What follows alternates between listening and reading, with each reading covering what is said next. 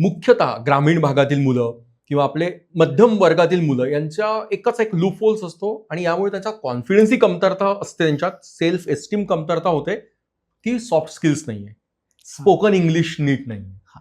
मग यासाठी काय करतात? या स्टुडंटला मला हे सांगायचं की जेव्हा तुम्ही स्वतःला हे सांगत असता की मला ही गोष्ट नाही, माझ्यामध्ये या गोष्टीची कमतरता, तर पहिली गोष्ट आहे ना, भीती मनामध्ये बाळगू नका. हे जे सॉफ्ट स्किल आहेत या छोट्या छोट्या, जसं नावच आहे सॉफ्ट स्किल्स, आणि जिथे जिथे स्किल्स आहे ते लक्षात घ्या, स्किल्स शिकता येतात. सगळं पहिली गोष्ट कसं आहे, आपली जी ग्रामीण भागातले जे आपले विद्यार्थी मित्र आहेत, सामान्य मध्यमवर्गीय कुटुंबातले जे विद्यार्थी मित्र आहेत, समजा टायर 2 टायर 3 कॉलेज आहे, तर त्या बिचाऱ्यांचे खरंच काही याच्यामध्ये दोष नाही. प्रॉब्लेम काय होतो, त्यांना तसं वातावरणच मिळत नाही ना, आणि वातावरणच मिळालं नाही तर ते तरी कसं काय डेव्हलप होतील असं अचानकपणे.